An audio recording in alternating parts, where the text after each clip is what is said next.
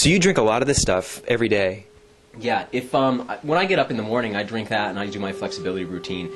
It's noticeable, the effects. If you're into yoga, martial arts, weight training, anything like that, these effects are noticeable. This isn't kind of like a supplement where you take it and you're not really sure if it's having an effect.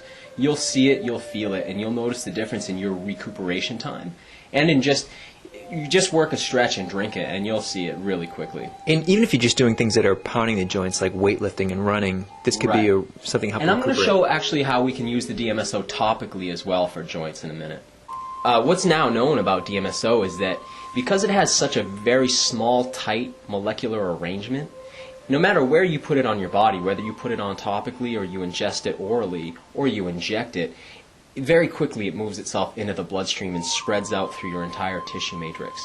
What it does is incorporates itself into the liquid crystal of water in your body.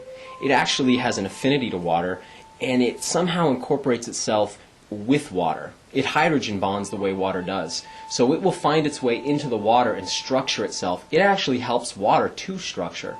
What I personally think DMSO is doing is causing the water in your body to become more structured. That increases your healing ability and your flexibility and the intelligence of your whole liquid crystal matrix. Excellent.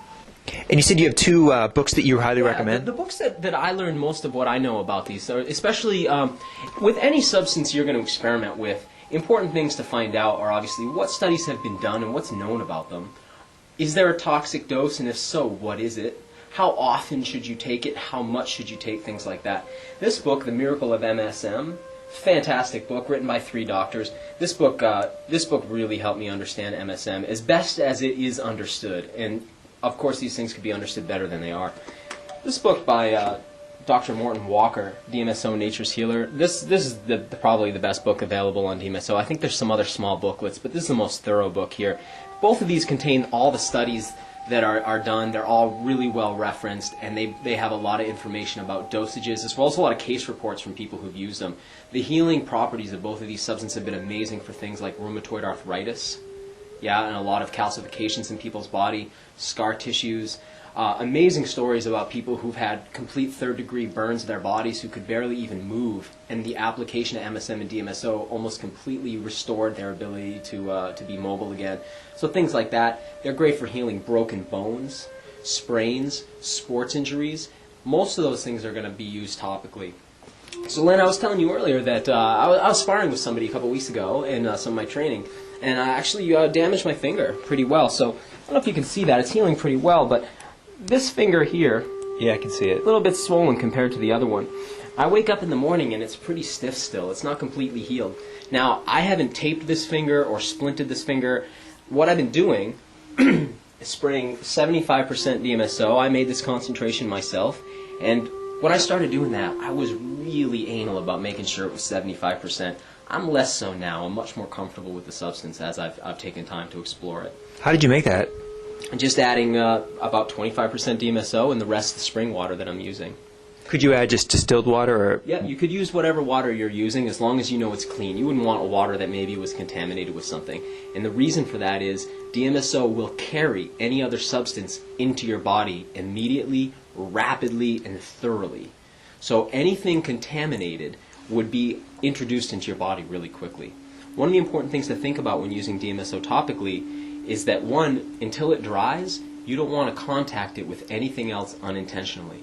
For instance, if you had some clothes on that have dyes in them, and you spray DMSO on yourself and then put those clothes on while that DMSO is still wet, a lot of those dyes or detergents could be drawn right into your body. If you sprayed a perfume on your body or some kind of deodorant, that would be drawn right into your body. Meaning into every organ, into all your cells. The thing about DMSO is that it spreads itself evenly, rapidly through your entire tissue matrix, including your organs, including your brain, including your teeth, everywhere. So what you wouldn't want to do is spray this on and then handle something dirty, right? Put it on to a clean portion of your skin and let it dry completely. With DMSO, what you don't want to do is rub it in. It's sprayed on and allowed to dry naturally like that. Now here's one of the interesting things about DMSO. It can be used to carry other substances into the body. So what I've been doing, this is magnesium oil I got from thebestfoodsever.com. It's a pain reliever. What it does is it puts magnesium directly into the body. Now, if you spray this on your hand, say, it'll absorb into the joints, and it will add magnesium to the joints, which will help relieve pain.